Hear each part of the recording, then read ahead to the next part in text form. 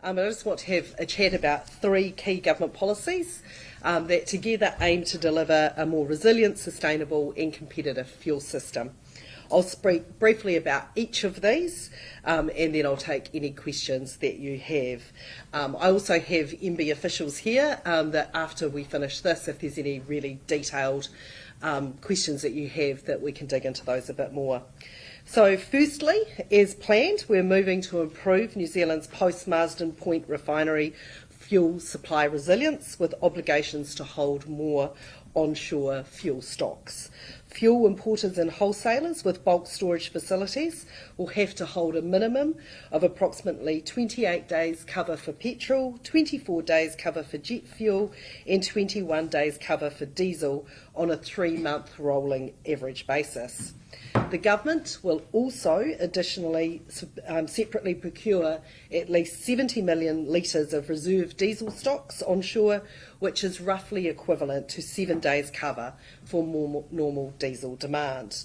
These represent either the same or more fuel resilience that we had when Marsden was operating. This reflects the diesel onshore stockholding. The government's separate procurement reflects the importance of diesel for the operation of critical services and deliveries of food and essential goods. Transport fuels currently underpin the day-to-day running of our economy, and it's vital that we have good resilience in this fuel. The second thing I want to talk to you about is the biofuels obligation. Secondly, we're allowing the fuel industry another year to successfully deploy sustainable biofuels, with the obligation now applying from 1 April 2024 instead of next year on 1 April 2023.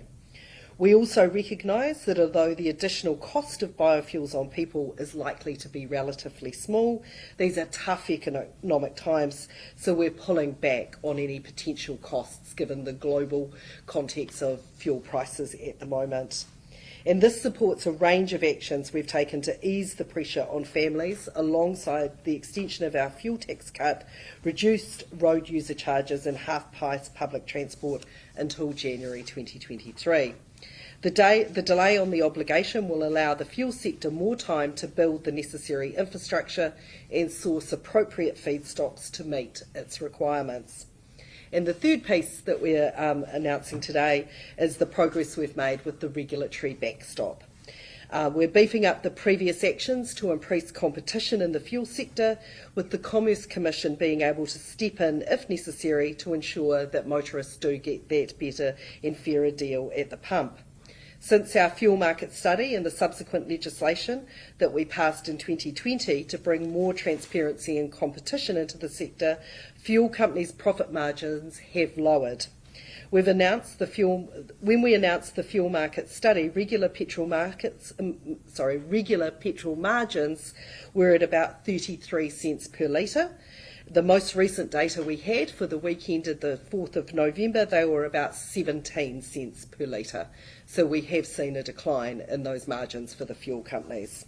The increased transparency through the changes we have made means we can track and monitor exactly what is happening in the market. The next step that we're announcing today is to enable the Commerce Commission to set fair prices if they find that they are excessive. While high fuel prices are largely driven by international supply costs outside of our control, we're ensuring that pricing is consistent with what can be expected in a transparent and competitive market.